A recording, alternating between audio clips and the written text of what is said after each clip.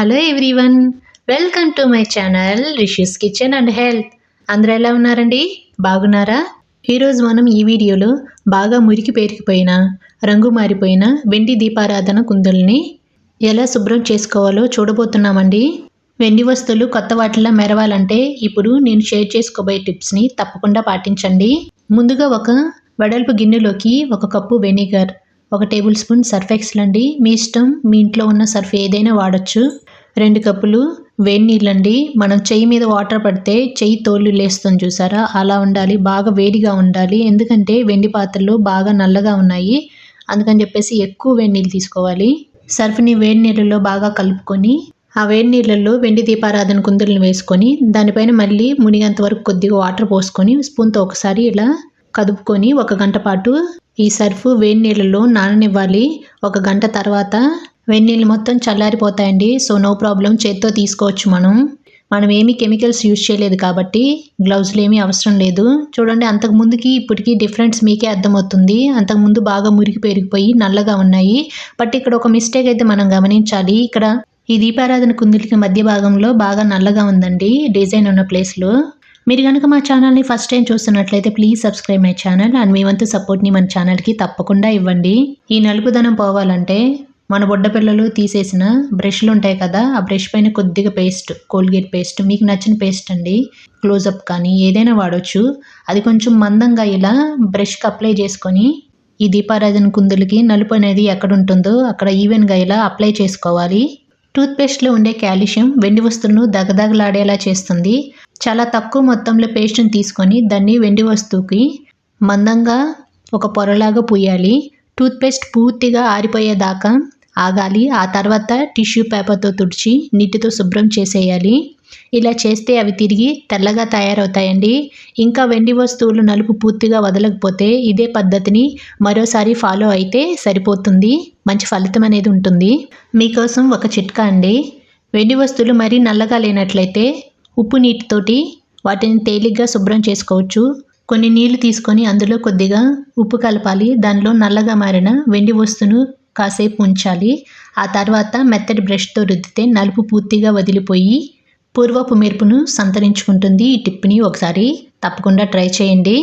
మీకోసం రెండో టిప్ అండి. మనం కామన్గా బంగారు నగల్ని వాడుతూ ఉంటాము. డైలీ వాడడం వల్ల దానికి సోపు పెరిగిపోయి అది షైనీగా కనిపించకుండా ఉంటుంది కదా, అలాంటప్పుడు ఈ టిప్ అనేది చాలా యూస్ఫుల్ అవుతుంది.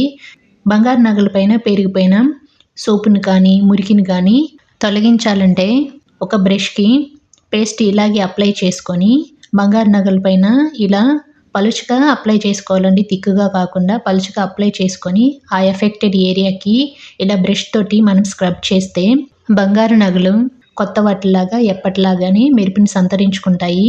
మనం కామన్గా గోల్డ్కి బదులుగా వెండిని బాగా యూజ్ చేస్తుంటాము. వెండి రింగులు కానీ, చైన్స్ కానీ, ఇయర్ రింగ్స్ కానీ బాగా వాడుతుంటాం కదా, అలాంటప్పుడు ఈ టిప్ మీకు చాలా ఉపయోగపడుతుందండి. సపోజ్ ఫర్ ఎగ్జాంపుల్ మీరు ఏదైనా పార్టీకి వెళ్ళాలనుకోండి, పూర్తిగా రెడీ అయిన తర్వాతే, అంటే మేకప్, పెర్ఫ్యూమ్ స్ప్రే చేసుకోవడం అలాంటివి పూర్తయిన తర్వాతే మనం సిల్వర్ ఐటమ్స్ని ధరించాలి. లేదంటే వీటిలోని రసాయనాలు ఆభరణాల మెరుపుని దెబ్బతీస్తాయి. పెట్టుకున్న ప్రతిసారి వెండి ఆభరణాలని శుభ్రం చేయాల్సిన అవసరం లేదు. తీసిన వెంటనే వాటిని క్లాత్ లేదా మస్లిన్ వస్త్రంతో శుభ్రంగా తుడవాలి. వాటిపై చేరిన దుమ్ము, ధూళి తొలగిపోతాయి. సో ఈ క్లాత్ పీల్ చేసుకుంటుంది కాబట్టి వస్తువులు పాడవవు. మనం శుభ్రం చేసుకున్న ఈ దీపారాధన కుందుల్ని మంచినీళ్ళతో మరొకసారి శుభ్రం చేసుకోవాలి. మనం పేస్ట్ యూస్ చేసాం కనుక ఆ పేస్ట్ మొత్తం పోయే విధంగా ఇలా వాటర్లో ఈ దీపారాధన కుందుల్ని ఇలా డిప్ చేసుకొని మొత్తం క్లీన్ చేసుకున్న తర్వాత ఒక పొడి క్లాత్ తోటి ఈ దీపారాధన కుందుల్ని తుడుచుకోవాలి. వెండి వస్తువుల్ని శుభ్రం చేసుకున్నాం, మరి వాటిని ఎలా భద్రపరచుకోవాలో ఇప్పుడు తెలుసుకుందామండి. మనం కామన్గా జిప్లాక్ బ్యాగ్స్ యూజ్ చేస్తూనే ఉంటాము. జిప్లాక్ బ్యాగ్స్లోకి మనం ఇలా క్లీన్ చేసుకున్న తర్వాత గాలి చొరబడకుండా ఈ వెండి పాత్రలు కానీ, వెండి వస్తువులు కానీ మనం జిప్లాక్ బ్యాగ్లో వేసుకుంటే వీటి మెరుపు అనేది తగ్గకుండా ఎక్కువ రోజుల పాటు మనం జాగ్రత్త పడవచ్చు. భద్రపరిచే ముందు బ్యాగ్ లోపల 2 వైపులా దూది, మెత్తని కాటన్ లేకపోతే మస్లిన్ వస్త్రాన్ని ఉంచితే అవి వంగిపోకుండా, డ్యామేజ్ కాకుండా మనం ఎక్కువ రోజుల పాటు కాపాడుకోవచ్చండి. వెండి వస్తువులు పెట్టే ప్లేసు పొడిగా ఉండేందుకు ఆ ప్లేస్లో ఒక చాక్ పీస్ ఉంచితే సరిపోతుందండి. ఇవి గాలిలోనే తేమని పీల్చుకోవడం ద్వారా వెండి వస్తువులు మెరుపు తగ్గకుండా కాపాడతాయి. చూసారా, దీపారాధన కుందులు మళ్ళీ కొత్త వాటిలాగా మెరుస్తున్నాయి కదా. ఇప్పుడు సెకండ్ ప్రాసెస్ చూద్దాం. చాలామంది శాండ్విచ్లు లేదా సమోసాలతో పాటు టమాటా కచప్ తోటి తినడానికి ఇష్టపడతారు కదా.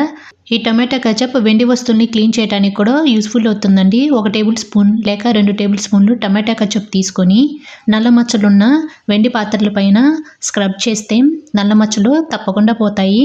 ఇప్పుడు థర్డ్ ప్రాసెస్ చూద్దాం. ఒక గిన్నెలో 1 టేబుల్ స్పూన్ బేకింగ్ సోడా వేసుకొని కొద్దిగా నీళ్లు పోసుకొని చిక్కని పేస్ట్ లాగా ఇలా చేసుకోవాలి. ఇలా చిక్కగా చేసుకున్న పేస్ట్లోకి చిన్న కాటన్ గుడ్డను ముంచి వెండి ఆభరణాలపైన సరిగ్గా రుద్దండి. ఇలా చేయడం వల్ల వెండి ఆభరణాలు లేదా వెండి పూజ వస్తువులపై ఉన్న అన్ని నల్లని మచ్చలు తొలగిపోతాయండి. నేను చెప్పిన ఈ 3 ప్రాసెస్లు మీరు తప్పకుండా ట్రై చేయండి. మంచి ఫలితం ఉంటుందండి. మీకు నల్ల మచ్చలు ఎక్కువగా ఉంటే ఫస్ట్ ప్రాసెస్ ట్రై చేయండి. నార్మల్గా ఉంటే మిగతా 2 ప్రాసెస్లు ట్రై చేయండి. అంతేనండి. మా వీడియో కనుక మీకు నచ్చినట్లయితే లైక్ చేయండి, మీ ఫ్రెండ్స్కి రిలేటివ్స్కి షేర్ చేయండి, కామెంట్ చేయండి, సబ్స్క్రైబ్ చేయండి. Thanks for watching.